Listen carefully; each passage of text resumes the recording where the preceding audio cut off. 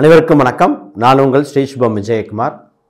வெற்றி பெற போகும் ரிஷபராசி அன்பர்களே, இந்த நேரத்தில் குருமங்கள யோகம் உங்கள் ராசியிலே பயணிக்குது. பொதுவாக குருமங்கள யோகம்ங்கிறது ஒரு சுபிட்ச யோகத்தில் ஒன்று. அது உங்கள் ராசியிலிருந்து நிகழ்த்துதுங்கிறது ஒரு பாக்கியம்தான் உங்களுக்கு. இது சிறிது காலம் பயணிக்க போகுது. இதில் நீங்கள் என்னென்ன வேலைகள்லாம் குயிக்காக மூவ் பண்ணி சக்ஸஸ் பண்ணிக்க வேண்டிய காலகட்டம். இத்தனை நாள் என்னென்ன தடங்கல்கள், தொல்லைகள், உடல் உபாதைகள், இது மாதிரி பலதரப்பட்ட மனதுக்கும் உடலுக்கும் பிடிக்காத விஷயம் நடந்துட்டு இருந்த அத்தனையும் விளக்கிட்டு சக்ஸஸ் பண்ண வேண்டிய காலகட்டம். என்னென்ன பண்ணணும்னு ஒன் பை ஒன்னாக சொல்கிறேன், அதை நீங்கள் பயன்படுத்திக்கங்க. முதல் விஷயம் திருமணம் சம்மந்தப்பட்டது தான். இந்த நேரத்தில் 7ஆம் அதிபதி உங்கள் ராசிக்கே தேடி வருகிறார். வரன் தானாக தேடி வரும். அது மனதுக்கு பிடித்த வரனாக இருக்கும். 7ஆம் இடத்துல என்ன அப்படின்னா குரு பார்வை உண்டு. இப்போ 7ஆம் அதிபதி குருவோட வேறு சேர்ந்திருக்கார். லாபாதிபதியோட 11ஆம் அதிபதியோட சேர்க்கை. இது அங்கே சேர்க்கை மட்டும் இல்லாமல் 5ஆம் இடம் மன மகிழ்ச்சியை கொடுக்குற ஸ்தானத்தையும் பார்க்குது. 9ஆம் இடம் பாக்கியஸ்தானத்தையும் பார்க்குது. அப்போ வரன் முடிவுக்கு வருகின்ற காலகட்டம். பொதுவாக ஆடி மாதத்தில் வரன் பார்க்கலாம். ஆடி பெருக்குக்கு அப்புறம் நிச்சயம் பண்ணுறது ஆவணி அந்த ஒட்டி பண்ணலாம். இந்த நேரத்தில் நீங்கள் கொஞ்சம் கவனமாக கொடுத்து செயல்வது ரொம்ப சிறப்பாக இருக்கும். இப்போ முதல்ல என்ன நடந்துட்டு இருந்துன்னா, திருமணம் எல்லாமே பார்த்து பதில் வராமல் வெயிட் பண்ணிட்டு இருந்தவங்க பதில் உடனே வருகிற காலகட்டம். ஒரு சில நேரத்தில் வரன் பார்த்திங்கன்னா பிடிச்சிருக்கும், முடிவுக்கு செட் ஆகலை. வெளிநாடு வெளியூர் இந்த மாதிரி ஒரு சின்ன குழப்பங்கள் இருந்தது. இந்த ஜாதக பொருத்தத்திலே ஒரு ஜோசியர் இருக்காங்கிறாங்க, இன்னொரு ஜோசியர் இல்லைன்ட்டாங்க. ஒரே குழப்பமாக இருந்ததுன்னு சொல்லியிருந்த ஒரு 2-3 குழப்பம் எல்லாமே இருந்தது. அது ஒரு முடிவுக்கு வந்தாச்சு.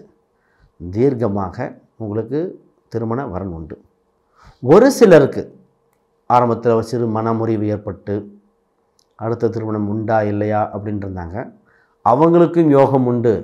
ஏனென்றால் குரு தன் 9ஆம் பார்வையாக ரிஷபராசிக்கு 9ஆம் வீட்டை பார்ப்பதால் அவங்களுக்கும் திருமண காலகட்டம். 9ஆம் இடங்க 2வது திருமணத்தை குறிக்குங்க.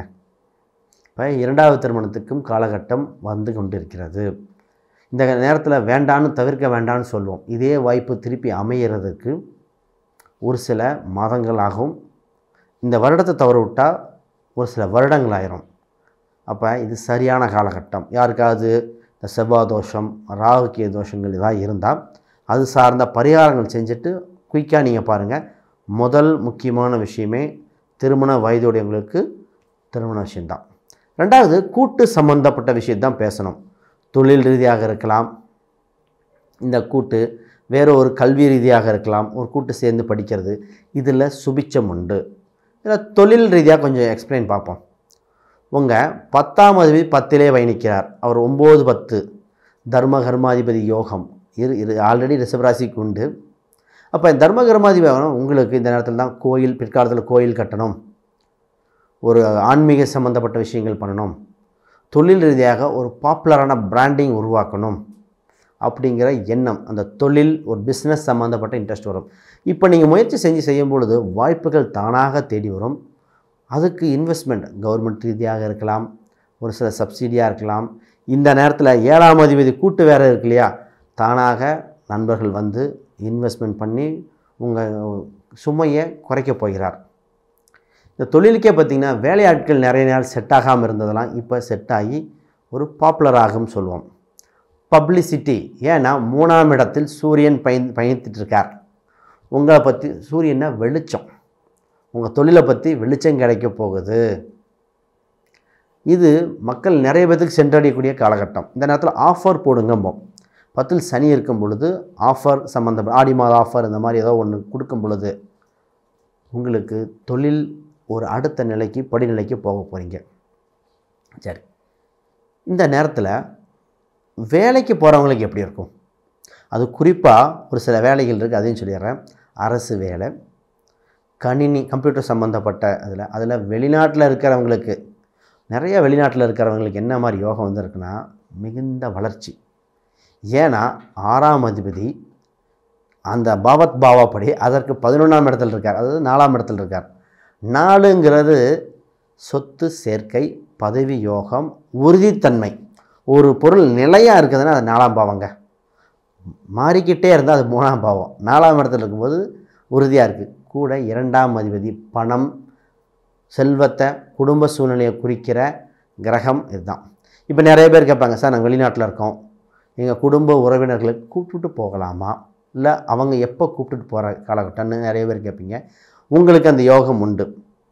அப்போ இதை நம்ம இன்னும் உறுதிப்படுத்த ஜாதக லக்னாம்சம் தசாபத்தி பார்த்துட்டு 100% சொல்லிடலாம். ஆனால் கோச்சாரத்தில் உங்களுக்கு அந்த அமைப்பு காட்டுது. கணவன் பிரிந்திருந்திருக்கிற கணவன் மனைவிகள் தொழில் ரீதியாக பிரிஞ்சிருக்கிங்கன்னா சேர்ந்து வாழக்கூடிய காலகட்டம். வெளிநாட்டுக்கு அழைத்து செல்லலாம்.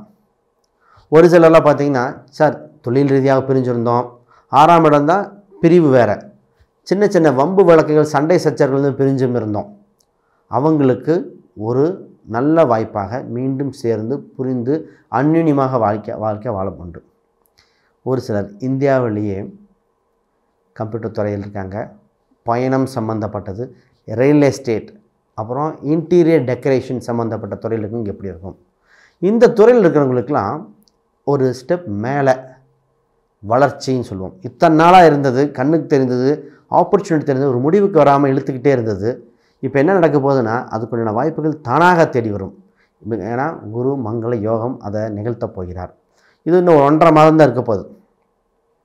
ஆகஸ்ட் மாத 15 வரை இந்த யோகங்கள் இருக்கும். அப்போ அதில் ஆகஸ்ட் 15க்குள்ளே இதை பயன்படுத்திக்கணும், தவற விட்டுறக்கூடாது அப்படிங்கிறது. இதை பயன்படுத்திக்கிட்டு அடுத்த ஸ்டெப்புக்கு போயிடலாம். இந்த நேரத்தில் வண்டி வாகனம், வீடு, இடம், ஃப்ளாட்லாம் வந்தால் என்ன பண்ணலாம்? இது வாங்கிறது மட்டும் இல்லை, ஒன்று கொடுத்துட்டு இன்னொன்று வாங்குகிற யோகம் உண்டு. சொல்லுவாங்க, சார் ஒரு பூர்வீக சொத்து இருக்குது, அதை கொடுத்துட்டு இதை நம்ம வாங்கலாமா, இல்லை ஆல்ரெடி ஒரு இடம் இருக்குது அதை கொடுத்துட்டு இன்னொரு இடம் வாங்கலாமா? உறுதியாக வாங்கலாம். இடமாக இருந்தாலும் சரி, வீடாக இருந்தாலும் சரி. அது மட்டும் இல்லாமல் வண்டி வாகனம் ஒன்று எக்ஸ்சேஞ்ச் பண்ணுறது, ஒரு வண்டி இருக்குது கொடுத்துட்டு புது வண்டி வாங்குகிற யோகம். இது எல்லாமே இந்த காலகட்டத்தில் இப்போலாம் சொல்கிறாங்க, புக் பண்ணால் ரொம்ப நாள் ஆகுதுங்க சார். உங்களுக்கு இப்போ அப்படி வராது. புக் பண்ணால் வேறு யாரோ ஒருத்தர் தெரிஞ்சோ தெரியாமல் கேன்சல் பண்ணியிருப்பாங்க, உங்களுக்கு டக்குன்னு வண்டி வாகனம் கிடச்சிரும். பிடித்த நிறம், பிடித்த கலரில் அமையும் சொல்லுவோம். அதனால் இதில் வளர்ச்சி.